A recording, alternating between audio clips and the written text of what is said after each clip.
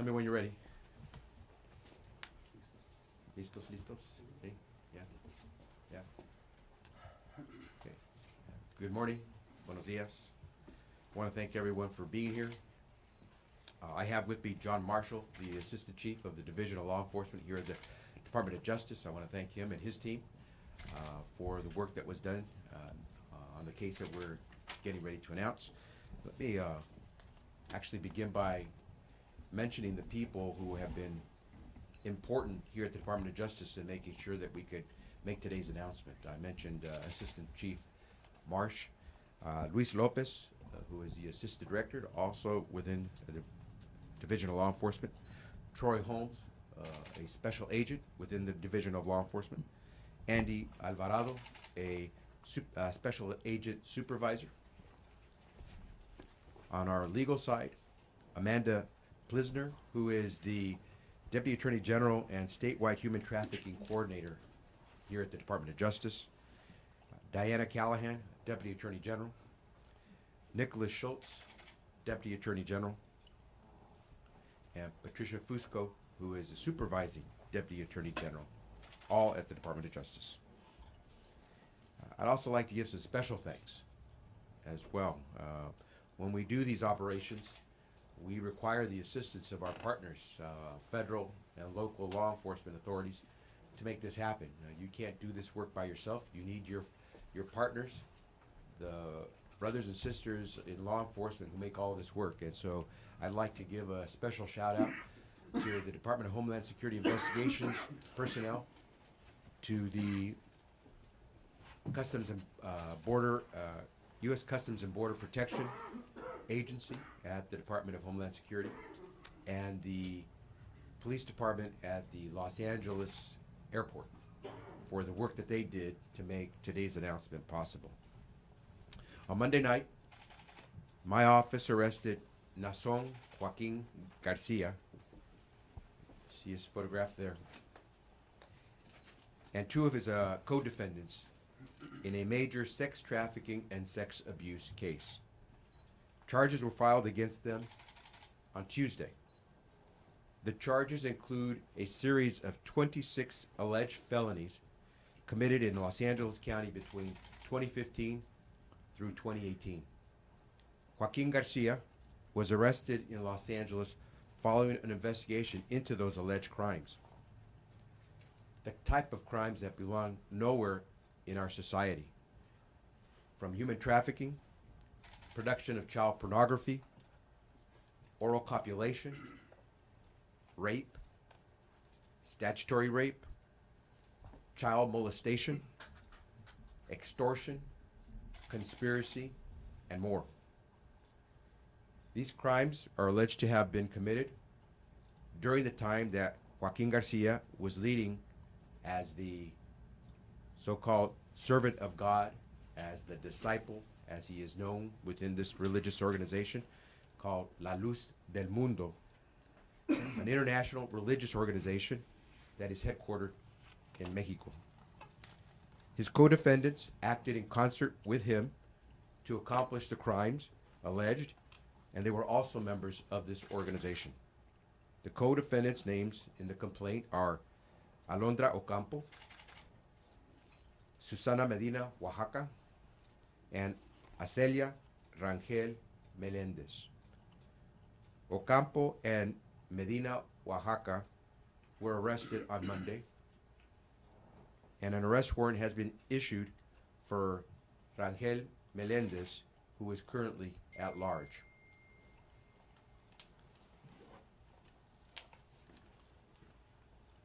I want to make an admonition here that please recognize that charges are at this point only allegations.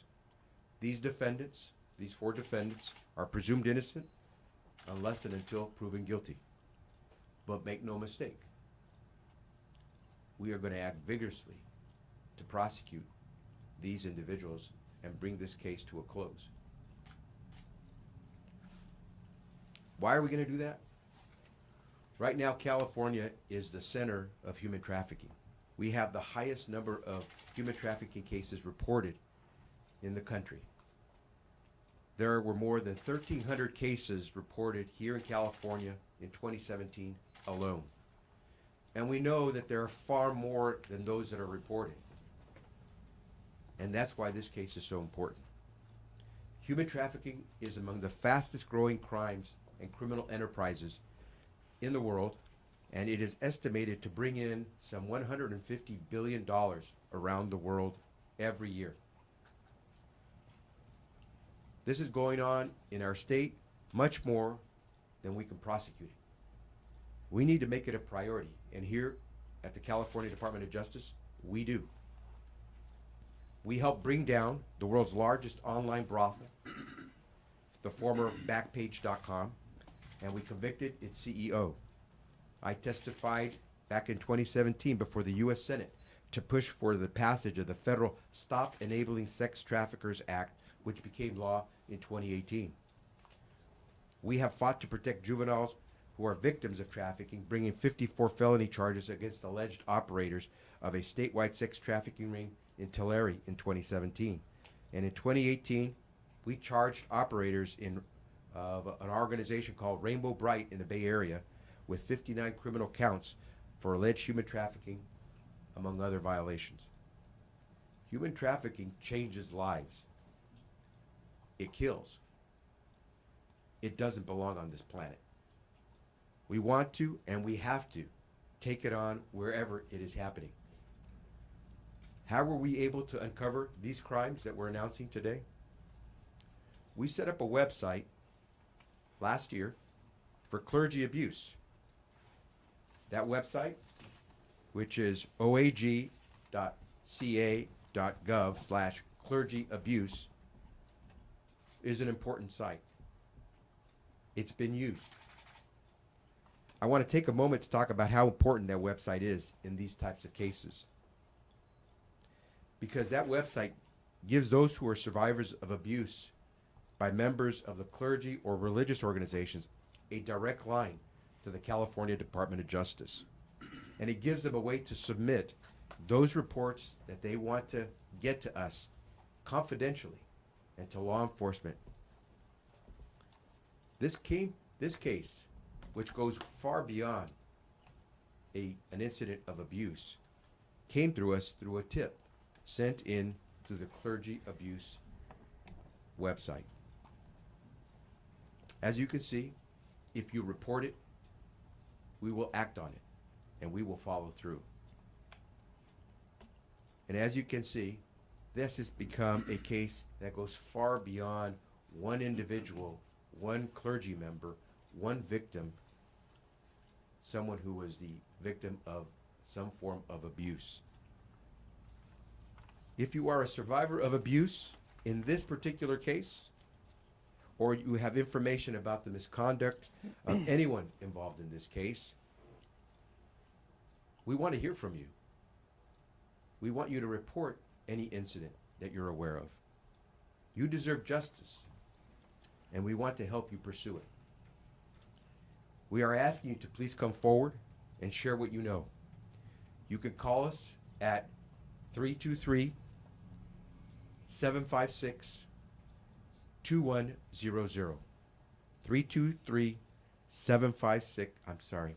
765. You can call us at 323-765-2100. 323-765-2100.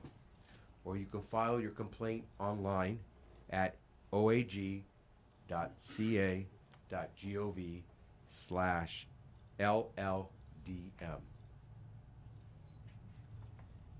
I think it's also important to point out that our office can make resources available to those who have come forward based on the needs of those individuals.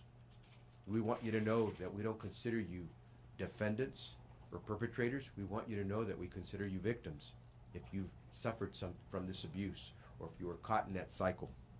The California Department of Justice will never turn a blind eye to sexual violence and trafficking. You are victims, and you deserve our support and our assistance. We will do everything in our power to keep our community safe. And here I want to point out two related matters that are critical to cases like this. I often get asked a question about any work that we're doing on investigations, wildfires, political abuse, criminal wrongdoing within a governmental agency. And oftentimes I have to give the response, we don't discuss our investigations. And I'm often asked, why? Are you trying to hide something? This is an example of why we do not talk about our investigations. This is a reason why we do not talk about who is providing us with tips or responding to our requests for information on these websites and hotlines. We took this information and we acted on it. And we did not discuss it with anyone because we wanted to protect the victims, who oftentimes are deadly afraid to come forward. We hope to prosecute this to the end, but we were able to succeed in finding victims who came forward because we guaranteed them confidentiality. And we hope now we'll be able to confidently assure them success in this prosecution. Final thing I want to mention is something that I hadn't talked about before. Right now, Joaquín García is in custody and facing $50 million in bail to be able to remove himself from detention. Last year, California decided to pass a law to change the way we handle bail. Because if you are dangerous or a risk of flight, we should be able to detain you. But we should not be able to detain you simply because you don't have money to remove yourself from pre-trial detention. That would be unfair and I believe unconstitutional for Americans to be detained simply because they don't have the money in their pocket to pay for their bail. But in some cases, some individuals can pay a very high bail. My understanding is that the $50 million bail that has been imposed on Mr. Garcia is the highest bail ever imposed in LA County for any individual. Because there is a real fear that because he has this church with more than 1 million followers, that he will raise the money and he will bail himself out. And if he bails himself out, he may try to flee to the place where he had just come from when we captured him at LA airport, back to Mexico or somewhere else. It is important that we have the tools to keep those who are dangerous or dangerous risk flights from fleeing the hands of justice. But it would not be fair to keep those Americans who are not in that either of those two categories locked up, even though they haven't gone through trial. That has nothing to do with this particular case on bail reform, but it is an important reminder of why we always have to strive to do this system of justice the best we can. And I often get asked questions about why we're trying to make it easier for folks to bail out of a system. We're not. We're just trying to make it right, fair, and just, because no one wants to see Joaquín García bail himself out of jail simply because he takes money from his religious followers and then can abscond justice because he's got the dollars. With that, we will take questions. ¿Lo puedes leer en español? Español. Hoy estamos anunciando que después de una investigación extensiva y porque tuvimos el apoyo de varias víctimas, pudimos arrestar a este tipo, Joaquín García, quien es el, no sé qué llamarlo en español, porque no es para mí pensar alguien que es líder religioso, pero es lo que indica él que es. Lo hemos arrestado y está bajo cargos de explotar a niños, de tener relaciones sexuales con niños, de violar mujeres, de tener un esfuerzo de tratar, trabajando con los otros detenidos, de usar los humanos para usos ilegales. Y este día tenemos bajo detención a las 3 de las 4 personas cargadas con cargos criminales, y esperamos poder tener un juicio sobre estos cargos y esperamos tener el apoyo de víctimas. Tenemos 4 personas que son víctimas que nos han dado información y esperamos tener otras personas ayudarnos con este caso porque creemos que hay más víctimas del abuso, la criminalidad del señor García. ¿Qué le decimos a esas víctimas que aún no han dicho nada por miedo? Ayer yo fui a la iglesia que queda aquí en Sacramento y nadie quiere hablar conmigo. ¿Tienen miedo? No sé si los están amenazando, intimidando. ¿Qué le decimos a esas personas? Sí, and I'll say this in English as well because that's a very important question. Yo entiendo lo que están experimentando en este momento muchas familias, especialmente algunos niños, algunas muchachas, que tienen miedo, que no saben qué hacer. Los padres que están confundidos, que no entienden lo que está sucediendo, especialmente si verdaderamente tienen en su fe que este señor era un discípulo de Dios. Solo les puedo decir que nosotros trabajamos solo con los hechos, la evidencia. Nosotros no podemos poner cargos contra una persona, cargos criminales contra una persona sin tener los hechos. Y tenemos los hechos para cargar a Nazón Joaquín García de criminalidad que no solo no es permitido en California, pero no es permitido bajo los ojos de Dios. Y esperamos que el pueblo nos ayude, porque si verdaderamente uno tiene fe que nuestro Señor quiere darnos justicia y protegernos, por favor, ayúdenos a descubrir los acontecimientos en este caso para llevar a justicia a alguien que tal vez violó no solo las leyes de California, pero las leyes de Dios. In English, the question was, what do you say to the parishioners and members of this religious organization right now? And I would simply say I understand that many families, many of the young girls, probably very frightened, very confused. I know this is not easy. Some of these folks depended on this religious organization, this church, for much of their support. Many of these folks are not well versed in American society, are not totally fluent, and depend quite a bit on what this organization provided to them. So I can understand the concern. I would simply say to them that no law of California, no law of humankind, and certainly no law of God would permit to occur what Nazón Joaquín García is alleged to have committed in this case against young girls and others. And so we hope they will come forward. We will treat them with respect.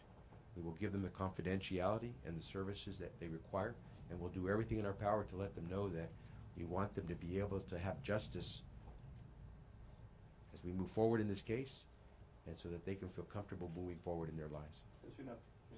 Si una víctima no tiene papeles, por ejemplo, tiene miedo de hablar con las autoridades.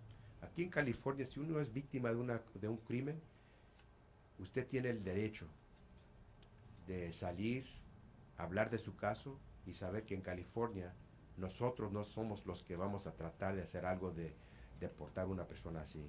Y también al mismo tiempo, bajo las leyes federales, si uno es testigo en un caso criminal, en un caso judicial, usted tiene el derecho de pedir permiso de quedarse aquí en el país, a lo menos durante la estancia del caso, y tal vez recibir una estancia más permanente por el hecho de haber sido una víctima y un testigo de un crimen. Señor Becerra, un par de preguntas. I'll try to repeat some of these in English. ¿Qué nos puede decir sobre el paradero de Azalia Rangel? ¿Puede hablarnos sobre cuántas víctimas han hecho la acusación en contra de estas personas y cuándo van a estar en corte nuevamente? Déjame decirles lo que les puedo decir en este momento del caso. Tenemos 4 personas bajo cargos.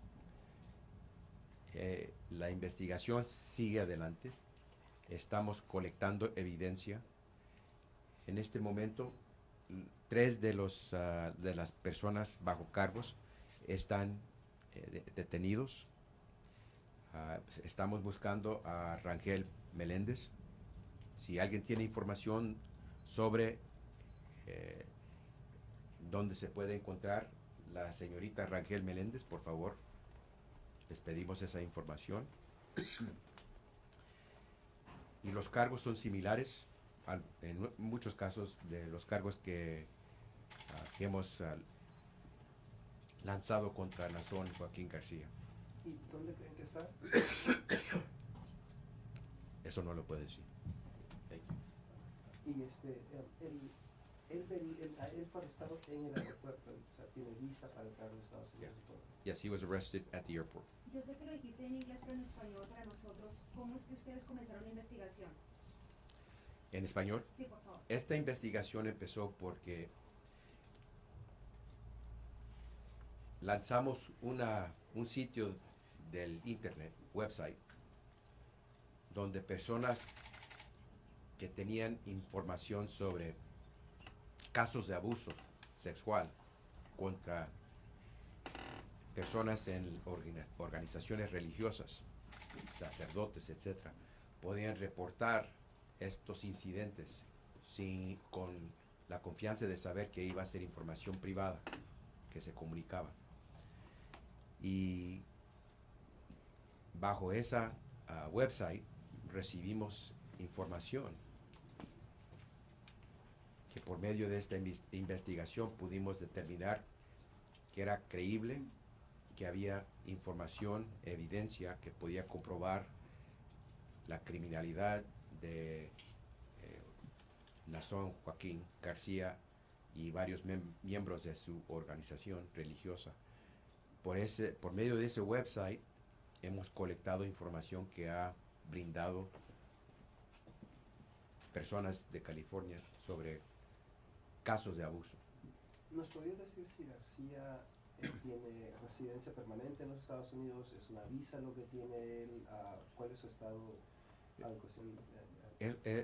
Te tendría que proveer esa información, no estoy seguro. Pero iba entrando bajo visa, creo. Okay. Pero no quiero ser incorrecto. Do we know if he was coming in under a visa, Garcia, when he came in? We'll have to find that out. Attorney General, Yes. Can you talk about what was it that came up through the warrants that prompted the increase in bail, and also can you talk a little bit about how these victims were trafficked? Were these people from Los Angeles? Are the victims from California, from Mexico, from elsewhere? So we have a great apprehension that Mr. Garcia will raise the money to get a bond to bail himself out. And we have provided with the court information to back up that credible fear we have that he could bail himself out. The bail, you should know, started at $25 million. It was increased to $50 million. That's what I mean. Was there anything in particular that came out through the warrants that led to? Again, there is information that we have provided the court. The court has to base its bail determinations on information it's getting, credible information. We believe that we have provided very credible information to substantiate our concern that he would try to flee, not just California, but the U.S. if he were to bail himself out. The other question was As the to the victims. victims, are they how were they trafficked? Are they from Los Angeles, from Mexico, from elsewhere? This is a case where the 4 victims are from LA County, in the LA County area. They were essentially part of the organization. They were parishioners, if you wish to call them that. This is a pretty large organization. I hesitate to call it a church, a mega church, and it has a lot of followers. And These are, some people would probably call this a case of brainwashing or where these families are influenced. But we have victims where we have solid evidence of activity that amounts to the crimes that I indicated.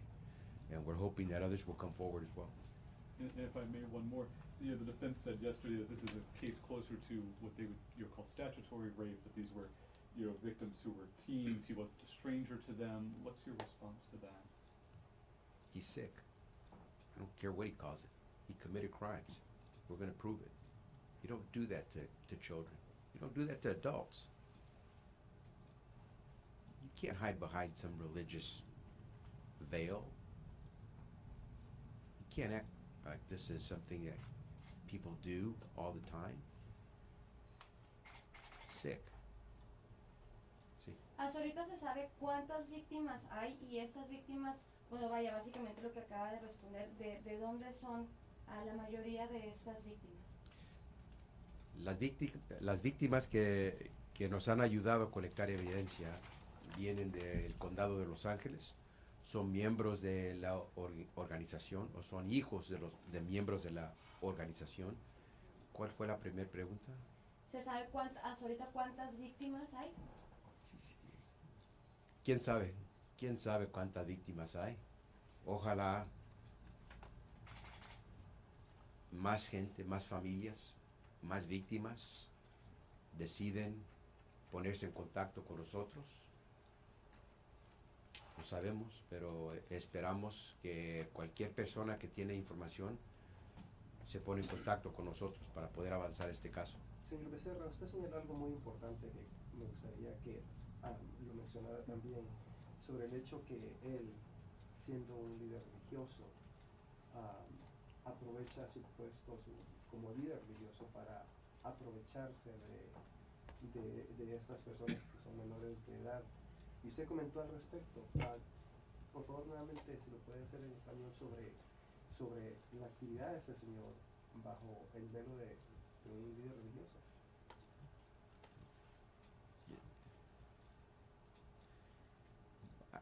Hay mucha gente que depende mucho en su iglesia, su religión, porque a veces no tienen mucho más, ¿verdad?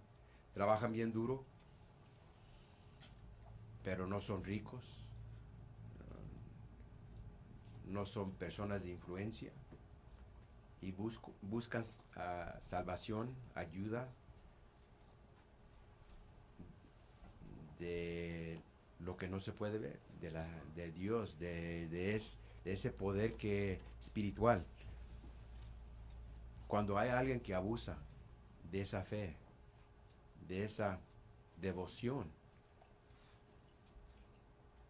jugar con la mente de una persona, de una familia, de unos padres, de niños, de niñas de 14 años.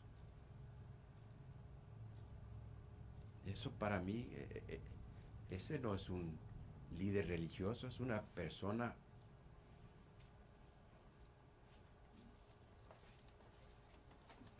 how do you say sick in Spanish? Enfermo. Pero más que enfermo, esto no es ser enfermo, esto es Enfermo mental. demented. ¿Cómo se dice? Demente. Dementado. Demente. Es persona demente, para mí pensar. Yo no sé, yo tengo 3 hijas. Yo no sé cómo alguien puede creer que yo como padre quisiera ver que mi hija estuviera en una situación donde alguien se puede aprovechar de cualquiera de ellas. Demente. ¿Cómo más se puede explicar algo como esto? Y por favor, si usted es parte de esta iglesia, de esta religión, y sabe de casos donde no lo creía, pensaba que no era así, o pensaba que tal vez era algo necesario para poder avanzar los principios de esta religión, por favor, recuérdese que estamos hablando de su hija. Esto no se hace. De las víctimas, ¿cuántas son adolescentes y cuántas varones y hembras? ¿Cuántas? En este momento creo, the question, and I want to make sure I say it in English as well so I'm not wrong. The majority of the victims are underage, but there are victims who are adults. La mayoría de las víctimas en este momento de que tenemos información son menores de edad, pero también hay víctimas que son adultos Y son 4, dice. en este momento. ¿Y cuántos de ellos son hombres y mujeres? Todas mujeres. Todas mujeres. Yes. Can I trouble you to answer her question in English as well, and his first question? in Oh gosh, let me English? Thank remember you. what the questions were. And apologies. Yeah, no problem. Would you remember what the question was? It was about the 4 victims who had come forward was the first question, correct? Yeah. We'll start with that. And but what was qué fue la pregunta? What was the gist of the question?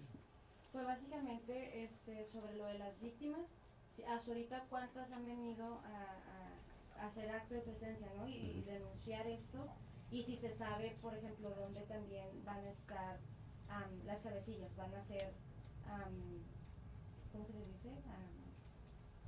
Se les van a castigar aquí, o sea, en Los Ángeles. Yeah. So right now we were fortunate to have 4 victims come forward, 3 minors, 1 adult, all from LA County, all members of this organization, or at least children of members of the organization. What else? What else? Ask me. How do you know that how do you take that information that you've been given from the people that have come forward and pursue other stories? It would be hard to believe that, based on the information that we're collecting, that it's only these 4 individuals. There is a pattern here.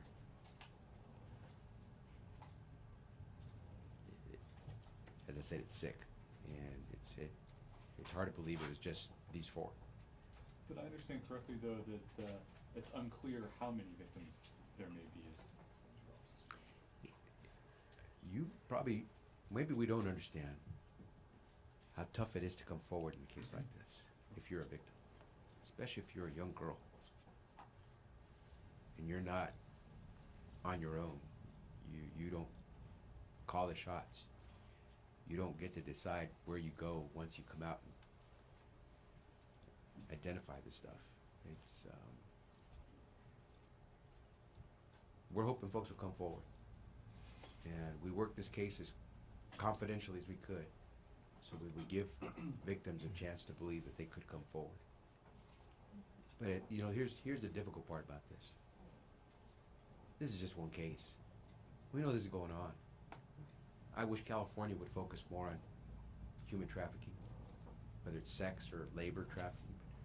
It's going on a lot, and it's not going on with just young girls who are imported from other countries and sold for sex. It's going on with our own kids. Most of the girl, and they're mostly girls, but there are boys as well, most of them underage. Most of these kids who are victims of sex trafficking are American citizens. They are born and raised here. The case I mentioned, where we caught this ring based out of Tulare, they were taking mostly young girls out of the Central Valley, and they were shopping them in LA, San Francisco, Las Vegas, and I mean it's going on, and I hope that we wake up. I wish I had more resources, because we could do more of these cases, but it's tough.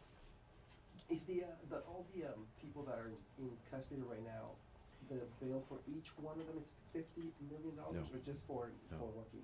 For And for the other two? and that's on Joaquín García, it is $50 million. It is substantial for all of them, but it is highest for him.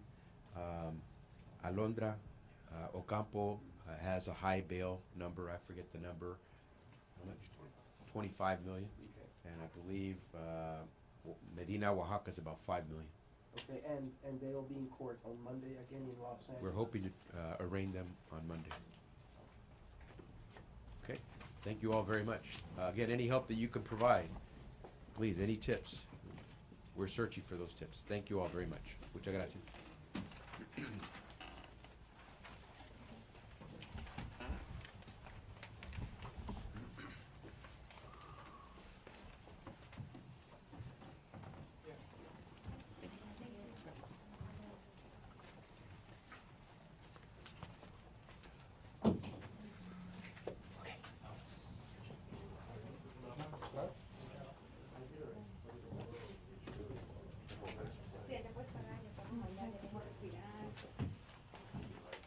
Huh?